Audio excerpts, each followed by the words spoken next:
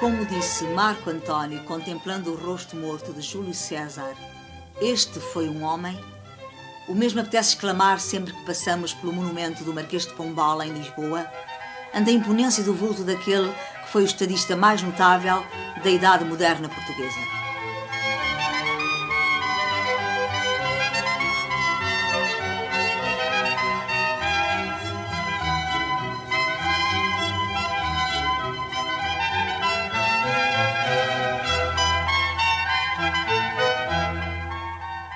Neste palácio do Bairro Alto, no derradeiro ano do século XVII, filho de uma família aparentada com a nobreza, nasceu Sebastião José de Carvalho e Melo, sob os auspícios da boa fada Nossa Senhora das Mercês, e que cedo denotou uma predestinada vocação política. Em meios diplomáticos e eclesiásticos, fundou a sua instrução e temperou o caráter que, já homem plenamente feito, o guindou a condutor dos destinos da nação.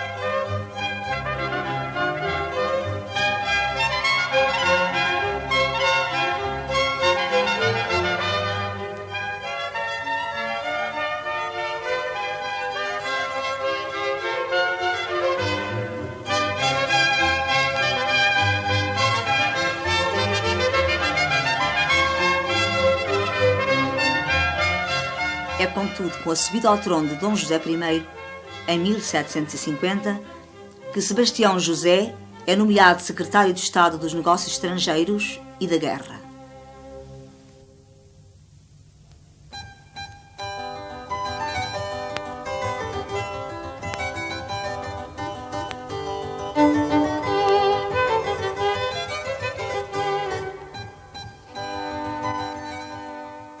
Portugal e a macrocéfala Lisboa vive uma lânguida opulência muito ao sabor da administração tipo Rei Sol de Dom João V. O ouro do Brasil dá para a população gozar de uma estável e modorrenta economia e a nobreza e a aristocracia se espreguiçar confortavelmente num cotidiano de luxo e frivolidade. O tempo decorre longamente sem acontecimentos ou sobressaltos, burguesmente mole e requintadamente magnífico. A vida quase boceja sem um objetivo. As pessoas e os objetos nem pestanejam.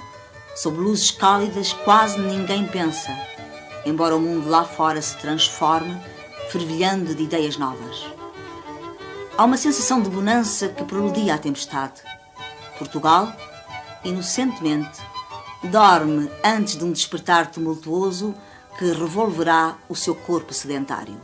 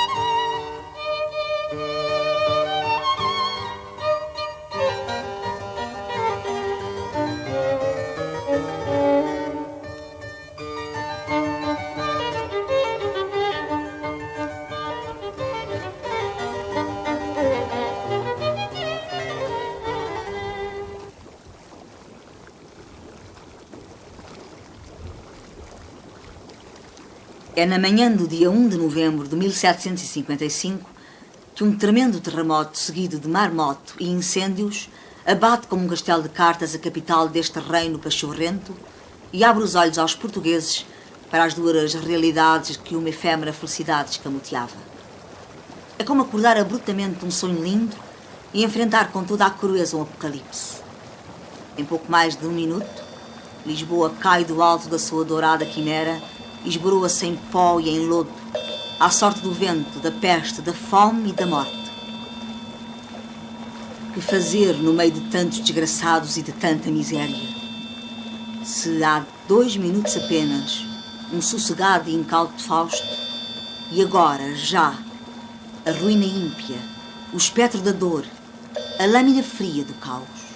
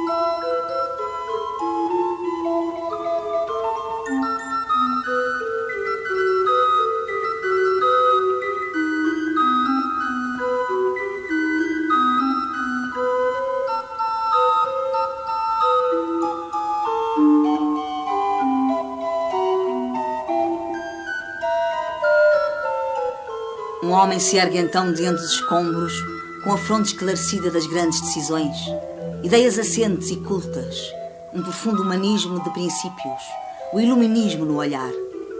É Sebastião José de Carvalho e Melo, o homem certo para o momento certo, aquele que não se altera, aquele que não vacila, aquele que traz a esperança, aquele em quem brilha a luz do grande arquiteto universal e que vai ordenar a desordem, confortar o infeliz, reconstruir a cidade com pulso de ferro, implacável e indómito senso de justiça, em nome da liberdade, da igualdade e da fraternidade, mas também em nome da grande causa do sacrifício.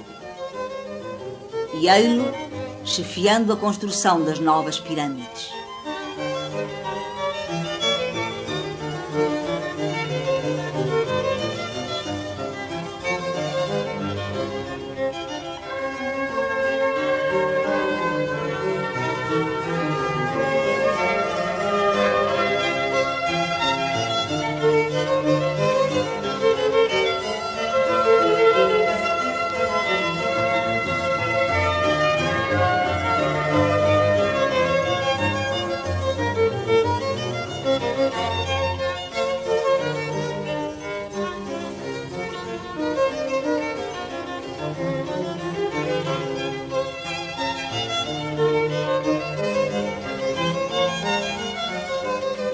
É a hora do grande arquiteto que pensa reunir em seu torno os melhores dos seus arquitetos, Eugênio dos Santos, Manuel da Maia, Carlos Mardel, Luís Verney, idealizar novos traçados, a nova fisionomia de uma Lisboa a ressuscitar, melhor, mais moderna, voltada para o futuro. Empunha o pêndulo e a esquadro, mobiliza os pedreiros, comerciantes, operários e o povo, enfim. Pensa na capital como uma nova catedral que todos possam habitar. Trabalha dia e noite, entre cálculos, plantas, maquetes. Desbrava geometrias, multiplica espaços, alarga horizontes e beleza, excita os cidadãos. Aplica músculo, espírito, vida. É a face da Lisboa pombalina que se vai erguer em pleno céu azul para servir os homens e as suas necessidades sociais e estéticas. À custa de suor, esforço, luta, desespero, alegria. É todo um povo que se endireita nas pernas, ontem frouxas, hoje firmes, sofrendo e rindo, chorando e cantando, mas determinado na sua fé.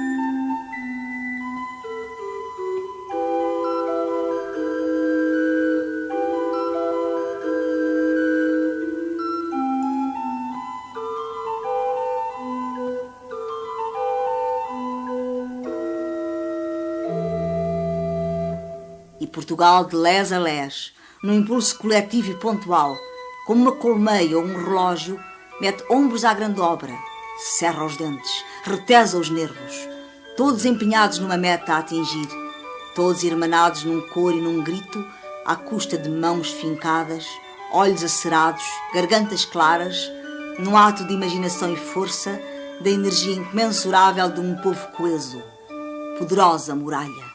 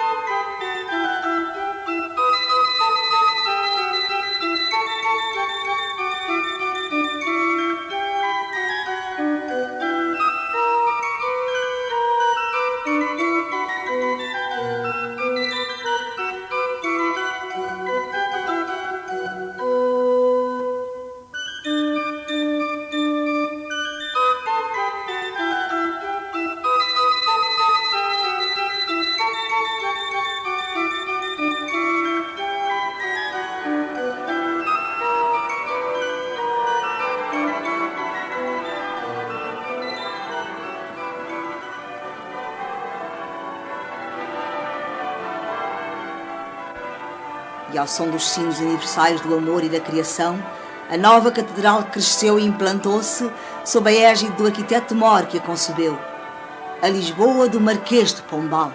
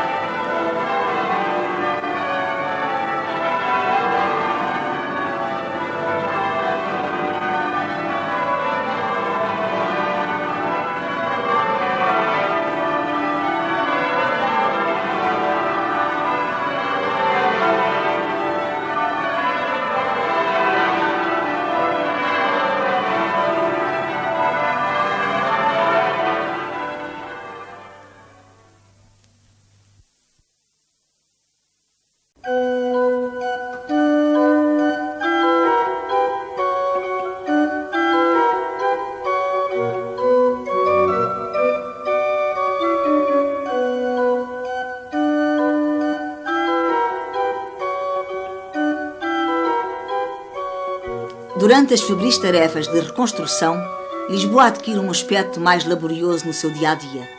O país parece insuflado de um sangue novo. Acredita que uma nova era começou.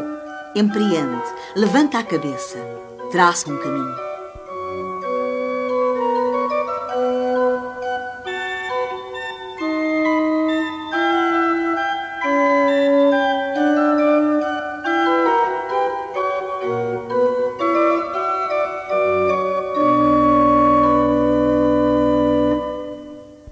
Entretanto, as classes do sedentarismo conservador mexem-se, não se conformam com o advento das novas ideias transformadoras que correm a Europa.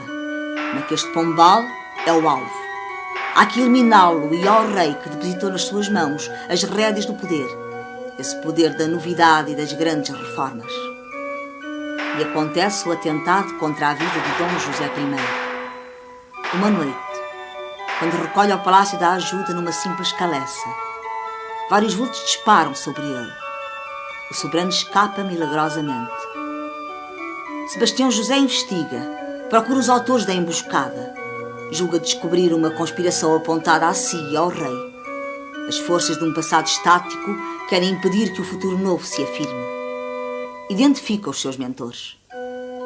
A aliança de uma nobreza caduca patrocinada pelos marqueses de Távora, o duque de Aveiro e os padres jesuítas da Companhia de Jesus. Interroga-os, tortura-os, leva-os a tribunal e condena-os.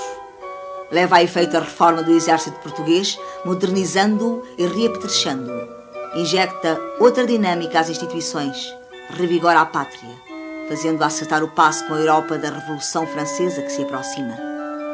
O monarca nomeia o primeiro-ministro.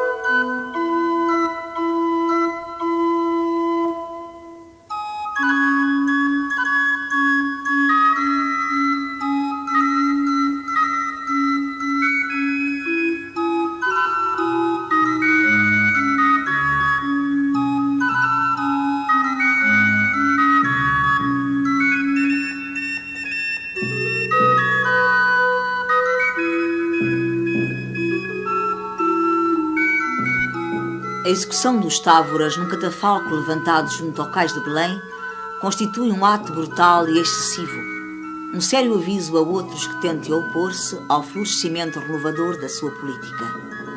É uma mancha que o rigor do seu idealismo suporta, mas a ânsia do saneamento da sociedade portuguesa não fica por aqui.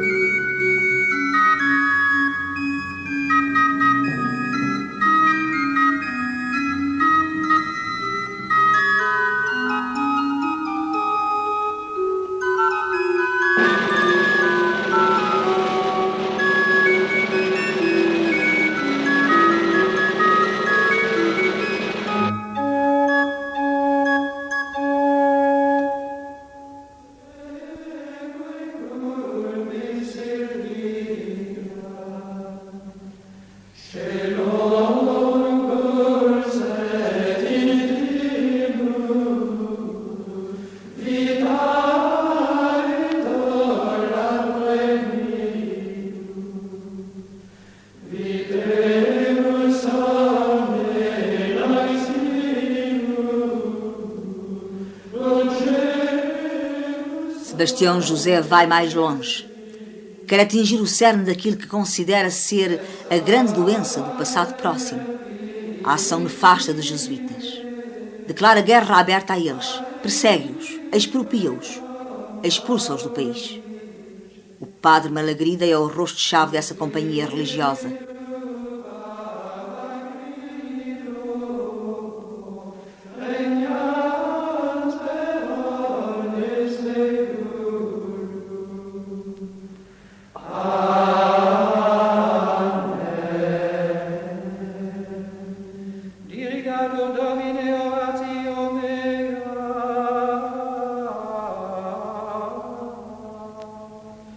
Sicut in censum in prospectu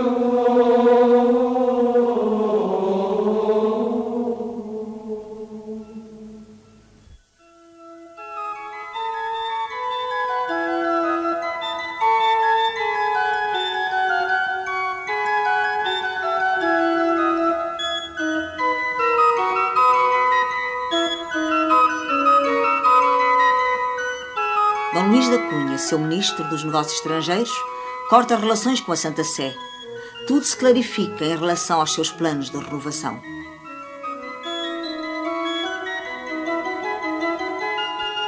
Estamos na época das grandes iniciativas do Marquês de Pombal, a fase mais produtiva e criativa da sua gerência pública. São aprovados os novos estatutos da Universidade de Coimbra.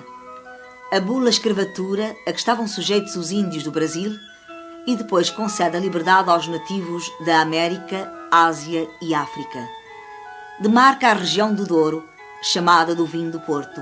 Facto esse que desperta uma indignação local e vê-se obrigado a calar violentamente um motim gerado por alguns comerciantes e agricultores.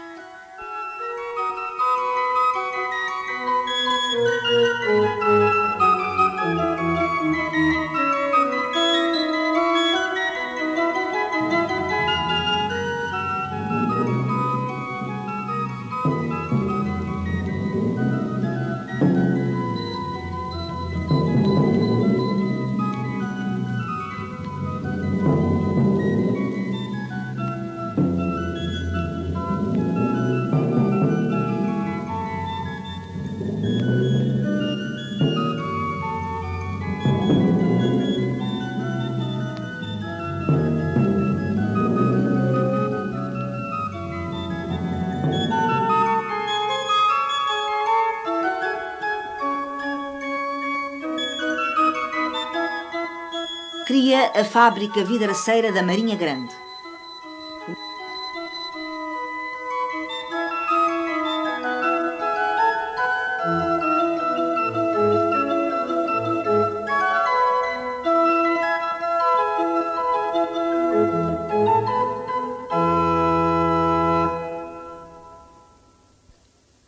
Fomenta a indústria das louças do rato, personalizando e dinamizando um artefacto de cunho original, anteriormente anquilosado por um estatismo que privilegiava as louças vindas do estrangeiro.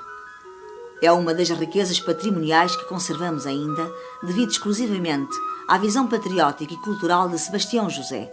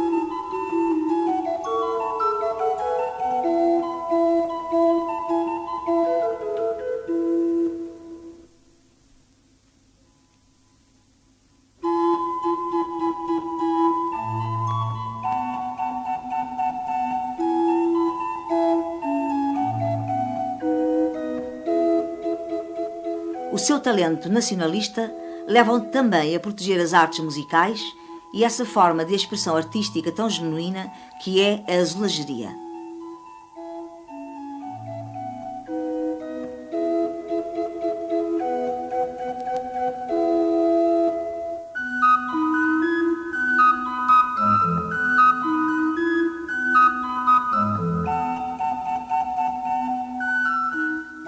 Assim, incrementa a produção do azulejo, estimula os nossos mais virtuosos artífices a construir inúmeros painéis em que se reproduzem cenas da vida do tempo, galantes, populares, informativas, de decoração. É um repositório inestimável que nunca nos cansamos de admirar. Aqui, o dedo do Marquês de Pombal fez deixar uma marca indelével de bom gosto e legou-nos um documento único de linguagem visual.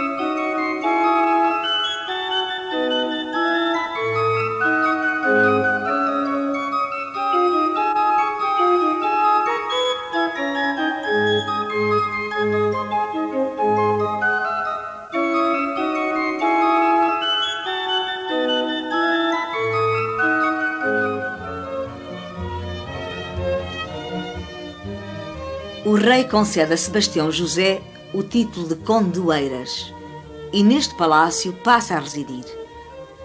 Aqui se recolhe e prepara as importantes iniciativas que lhe resta projetar.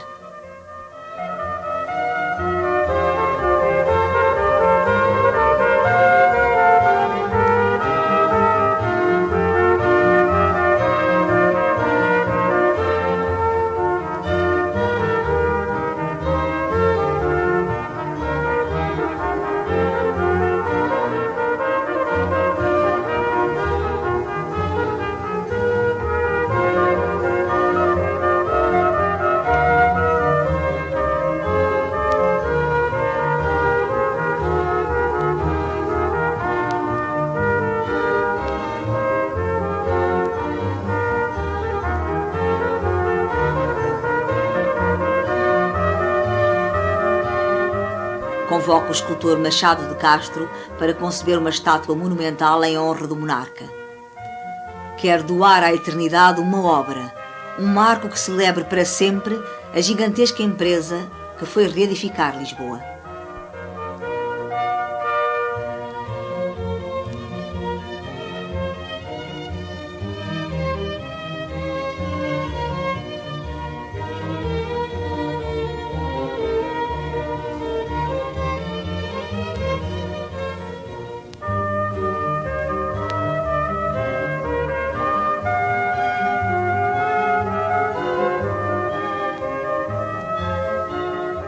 A inauguração dessa estátua equestre ficou nos anais como o maior acontecimento festivo de que a capital tem memória, e de tal maneira se popularizou essa obra-prima da estatuária portuguesa que até os objetos de uso pessoal da época a reproduziram.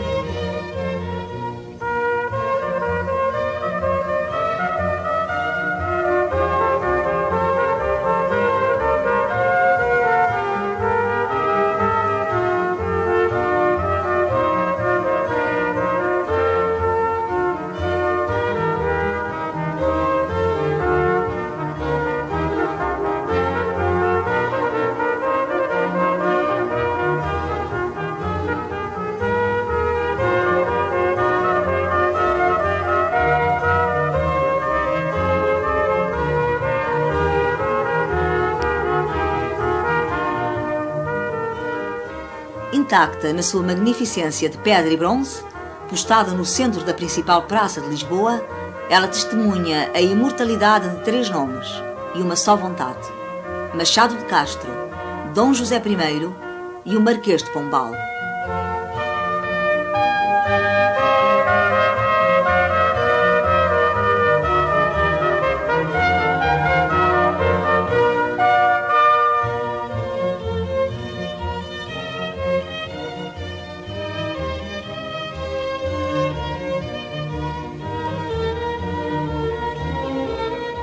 Decorridos 2 anos, em 1777, morre o rei.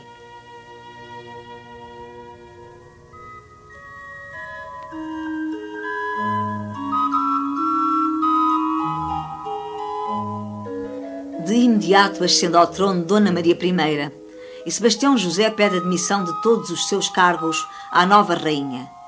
E esta, inimiga das suas ideias, não só aceita a admissão, como instaura um inquérito às suas atividades. Portugal vai regressar aos tempos insípidos que precederam o seu governo. As reformas que introduzira na nossa sociedade vão ser alienadas e distorcidas até ao advento, mais tarde, do liberalismo que recuperará a sua imagem e o seu pensamento fecundos. É-lhe imposto o desterro na vila de Pombal. Desgostoso e envelhecido, Sebastião José retira-se para o exílio dentro da sua própria pátria, assistindo impotente à derrocada das suas arrojadas medidas de transformação cultural e social.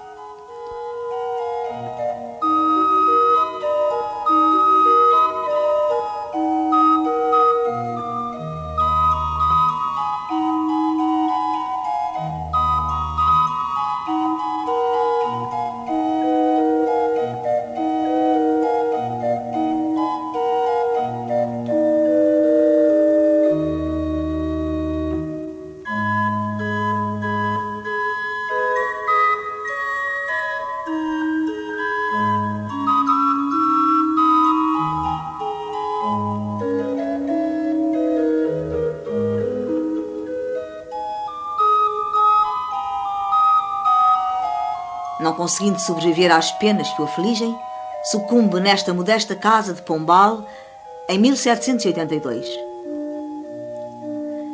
Nesta mesma vila é sepultado, então, assistido por honras mais que discretas.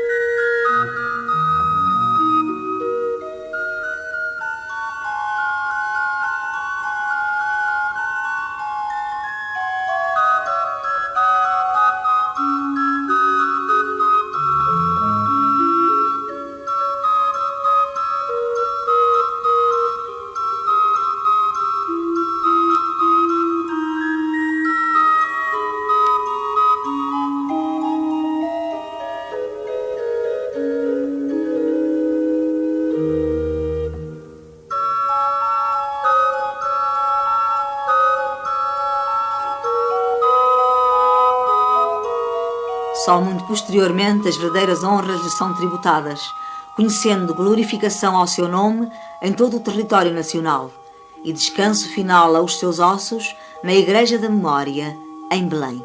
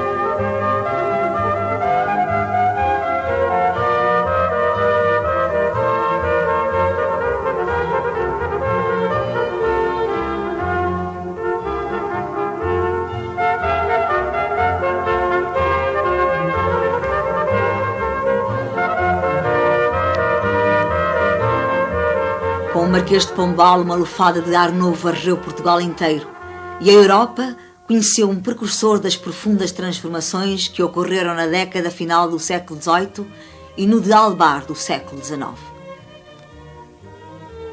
Em menos de 30 anos de ação governamental, introduziu mais inovações na vida do seu povo do que quase os 2 séculos que se lhe seguiram operaram.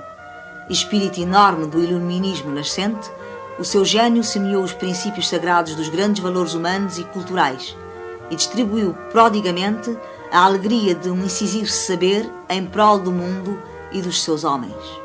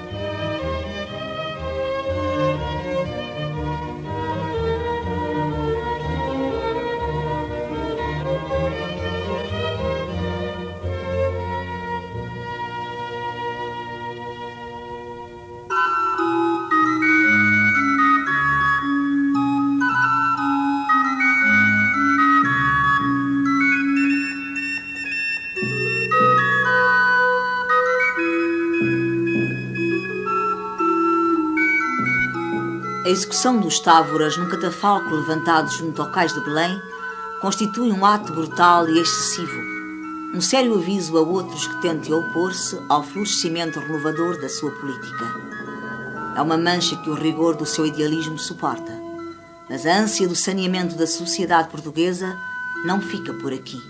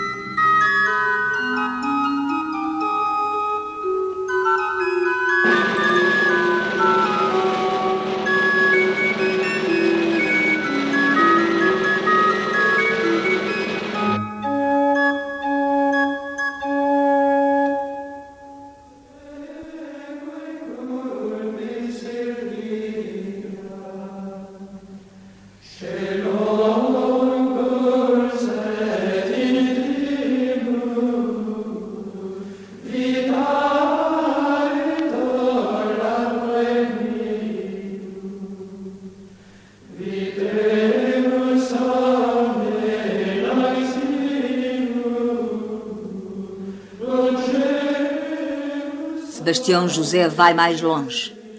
Quer atingir o cerne daquilo que considera ser a grande doença do passado próximo, a ação nefasta dos jesuítas. Declara guerra aberta a eles, persegue-os, expropria-os, expulsa-os do país. O padre Malagrida é o rosto-chave dessa companhia religiosa.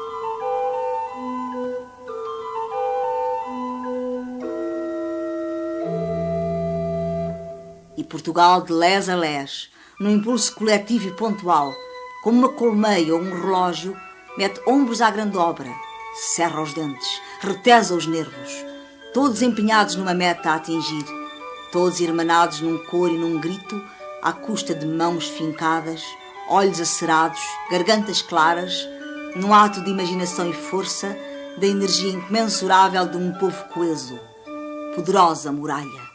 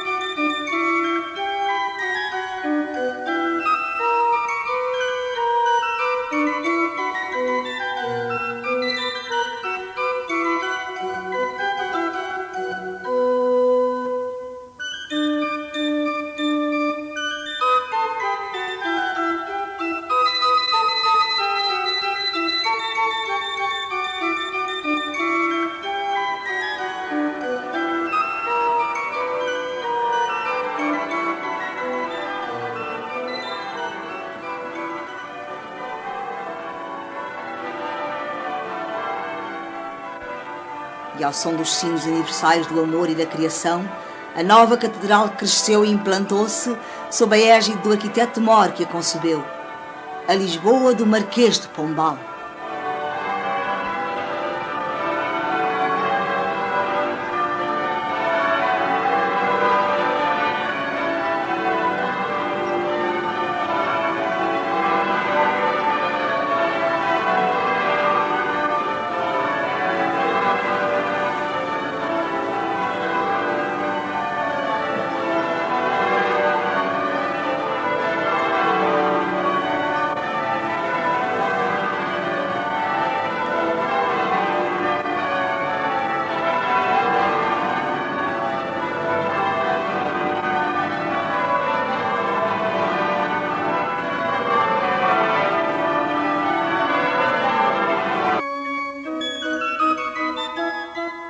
Cria a fábrica vidraceira da Marinha Grande.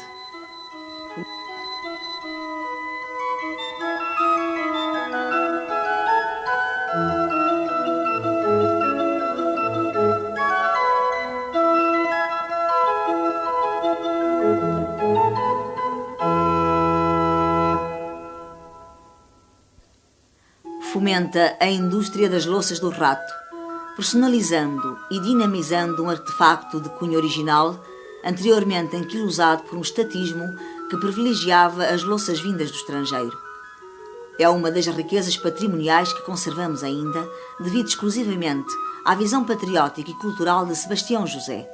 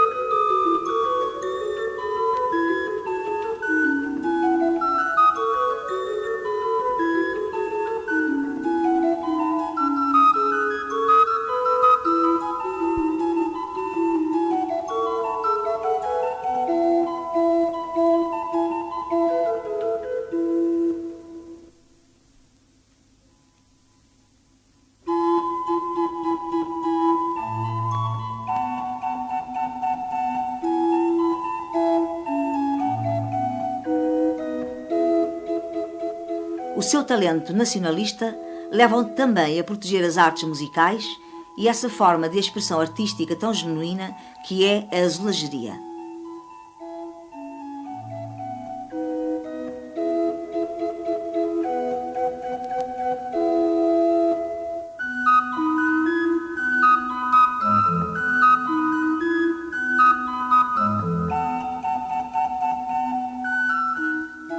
Assim, incrementa a produção do azulejo, estimula os nossos mais virtuosos artífices a construir inúmeros painéis em que se reproduzem cenas da vida do tempo, galantes, populares, informativas, de decoração.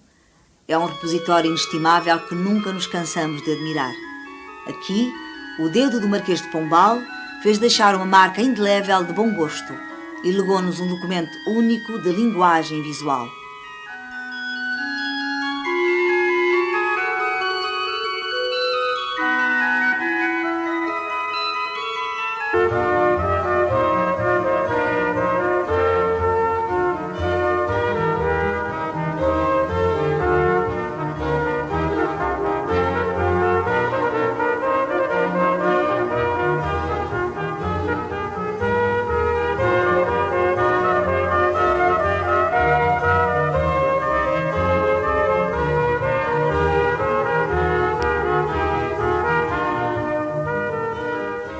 Intacta na sua magnificência de pedra e bronze, postada no centro da principal praça de Lisboa, ela testemunha a imortalidade de 3 nomes e uma só vontade: Machado de Castro, Dom José I e o Marquês de Pombal.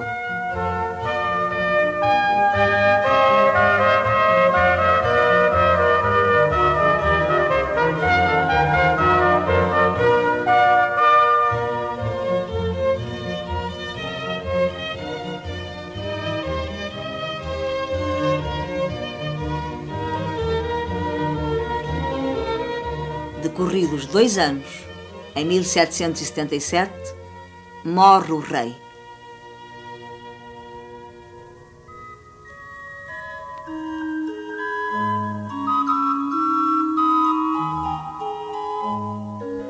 De imediato ascende ao trono Dona Maria I, e Sebastião José pede admissão de todos os seus cargos à nova rainha. E esta, inimiga das suas ideias, não só aceita a admissão, como instaura um inquérito às suas atividades. Portugal vai regressar aos tempos insípidos que precederam o seu governo. As reformas que introduzira na nossa sociedade vão ser alienadas e distorcidas até ao advento, mais tarde, do liberalismo que recuperará a sua imagem e o seu pensamento fecundos. É-lhe imposto o desterro na vila de Pombal. Desgostoso e envelhecido, Sebastião José retira-se para o exílio dentro da sua própria pátria, assistindo impotente à derrocada das suas arrojadas medidas de transformação cultural e social.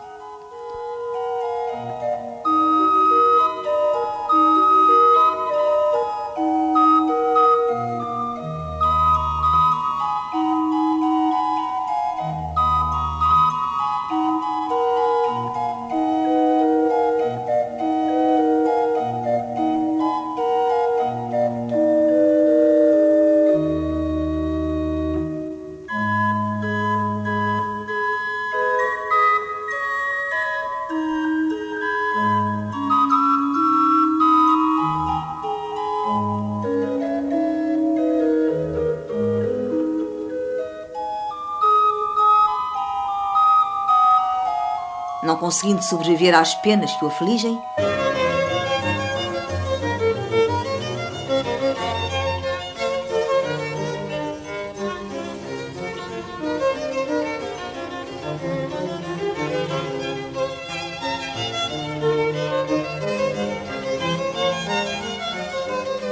é a hora do grande arquiteto que pensa reunir em seu torno os melhores dos seus arquitetos, Eugênio dos Santos, Manuel da Maia, Carlos Mardel, Luís Verney, idealizar novos traçados, a nova fisionomia de uma Lisboa a ressuscitar, melhor, mais moderna, voltada para o futuro. Empunha o pêndulo e a esquadro, mobiliza os pedreiros, comerciantes, operários e o povo, enfim. Pensa na capital como uma nova catedral que todos possam habitar. Trabalha dia e noite, entre cálculos, plantas, maquetes. Desbrava geometrias, multiplica espaços, alarga horizontes e beleza, excita os cidadãos. Aplica músculo, espírito, vida. É a face da Lisboa pombalina que se vai erguer em pleno céu azul para servir os homens e as suas necessidades sociais e estéticas. À custa de suor, esforço, luta, desespero, alegria. É todo um povo que se endireita nas pernas, ontem frouxas, hoje firmes, sofrendo e rindo, chorando e cantando, mas determinado na sua fé.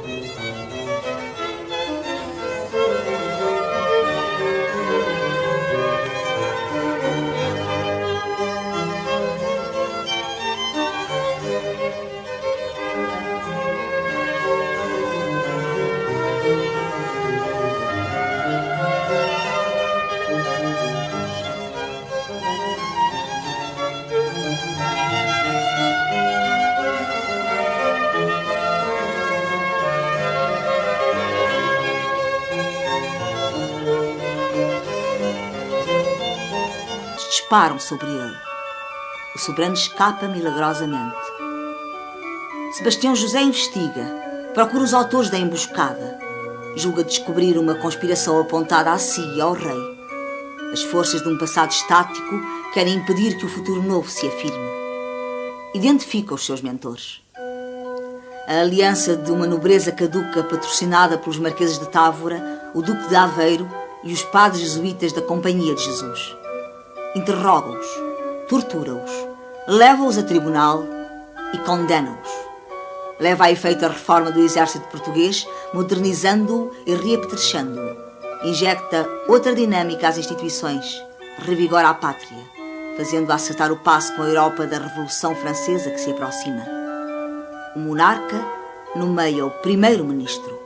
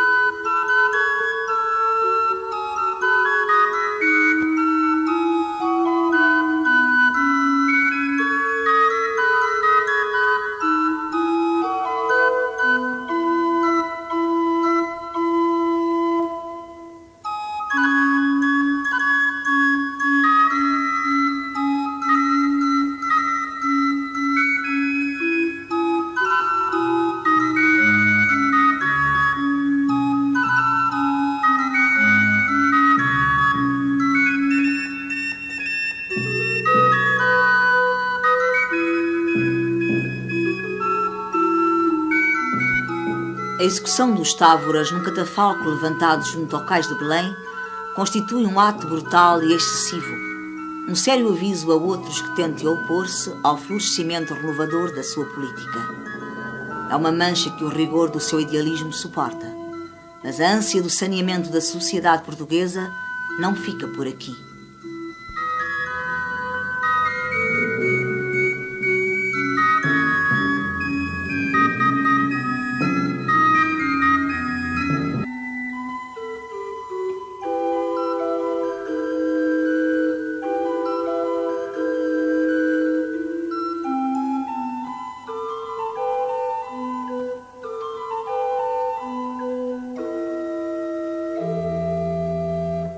E Portugal de les a les, num impulso coletivo e pontual, como uma colmeia ou um relógio, mete ombros à grande obra, cerra os dentes, retesa os nervos, todos empenhados numa meta a atingir, todos irmanados num coro e num grito, à custa de mãos fincadas, olhos acerados, gargantas claras, num ato de imaginação e força, da energia incomensurável de um povo coeso, poderosa muralha.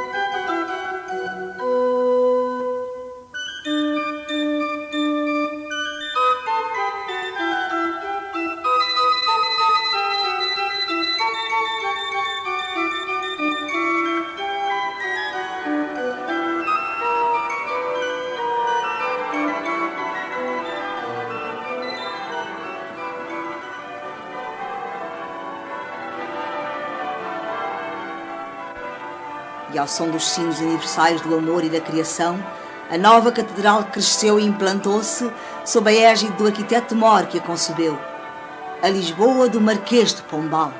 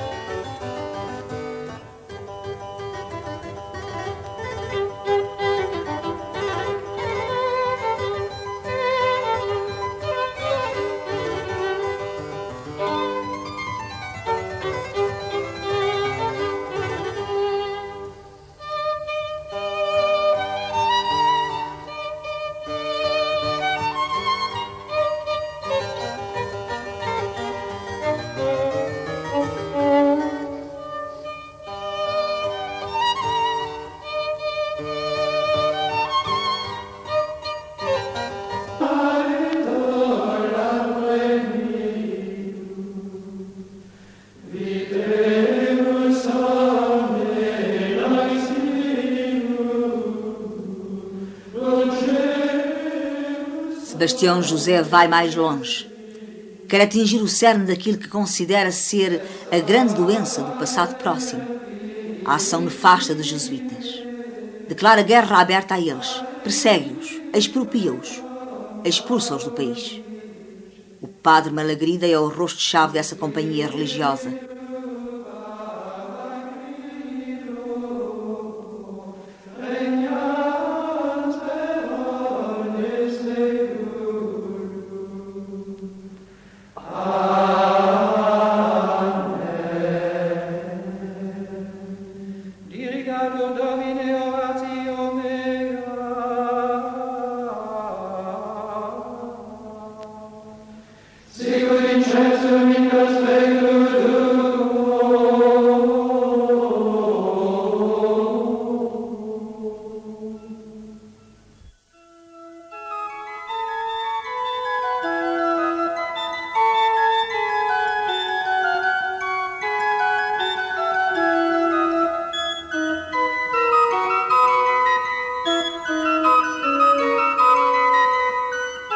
Dom Luís da Cunha, seu ministro dos Negócios Estrangeiros, corta relações com a Santa Sé.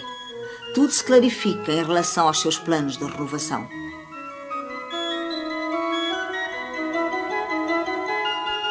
Estamos na época das grandes iniciativas do Marquês de Pombal, a fase mais produtiva e criativa da sua gerência pública. São aprovados os novos estatutos da Universidade de Coimbra, a bula escravatura a que estavam sujeitos os índios do Brasil e depois concede a liberdade aos nativos da América, Ásia e África. Demarca a região do Douro, chamada do vinho do Porto. Facto esse que desperta uma indignação local e vê-se obrigado a calar violentamente um motim gerado por alguns comerciantes e agricultores.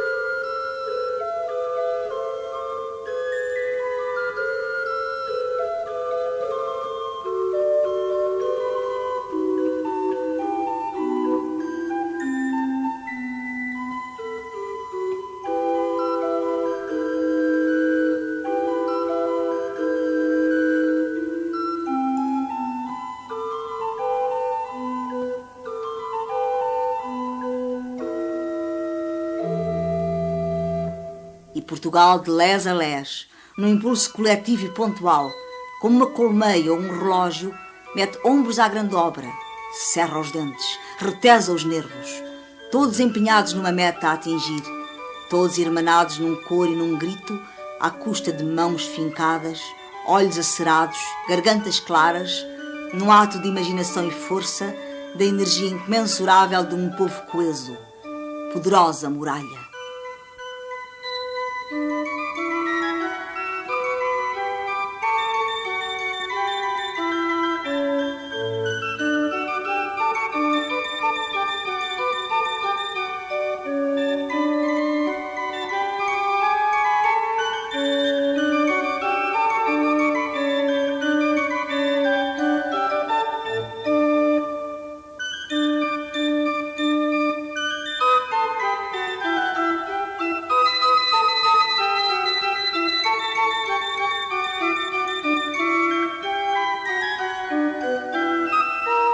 A fase mais produtiva e criativa da sua gerência pública.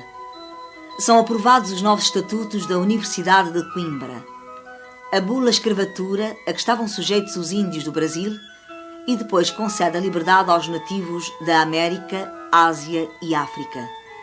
Demarca a região do Douro, chamada do vinho do Porto, facto esse que desperta uma indignação local e vê-se obrigado a calar violentamente um motim gerado por alguns comerciantes e agricultores.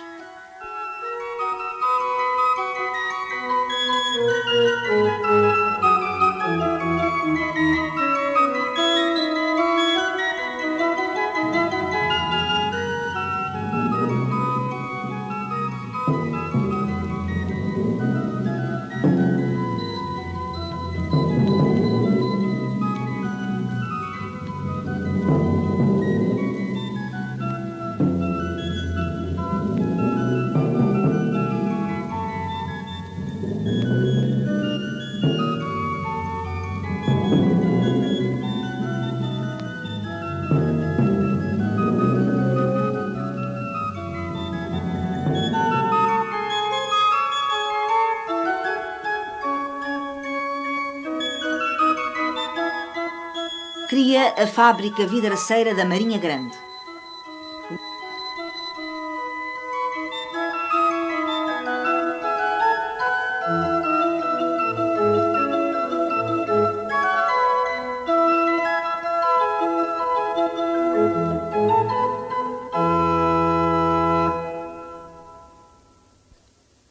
Fomenta a indústria das louças do rato, personalizando e dinamizando um artefacto de cunho original, anteriormente anquilosado por um estatismo que privilegiava as louças vindas do estrangeiro.